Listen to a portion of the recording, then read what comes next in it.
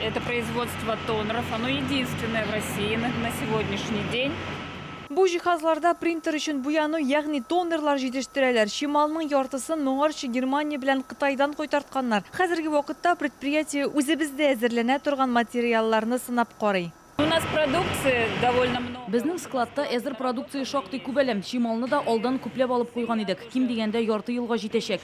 Хәзерге вакытта өстәмә шимал кайтару турында килешүләр төзелә. Гомумән, шимал җитү-җитмәү мәсьәләсе тормый. Предприятиедә 4 җитештерү линиясе бар, аның әлегә берсе генә эшли. Анда тонерның 4 төре ясала. Көненә 500 килограмм продукция әзерлиләр. 4 тоннага җитештерү мөмкинлеге бар. Ихтыяҗ арткан очракта 4 линияне дә кабызачаклар.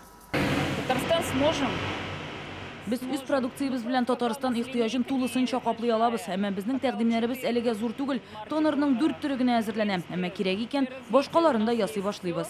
Әлеге оешма Татарстанга былтыр килгән Менделеевск районын юктан гына сайламаганнар. Бу химия белгечләре шәһәре. Димәк, биредә кирәкле кадрлар бар, табачакларын белгәннәр. Өстәвенә резидентлар өчен махсус ташламалар каралган. Бүген әлеге сәнәгать паркында 4 резидент эшли. Шуларның 3-се химия юнәлеше буенча. Наградообразующее предприятие все стабильно. Тутырыклы, Аллага шөкер, алар эшли, кыскартулар көтелмәй. Бүген Амоний предприятиесендә 1300 кеше хезмәт куя. Аның икенче чиратының проекты әзерләнә, ул Алабуга икътисади зонасына таба зурайтыла.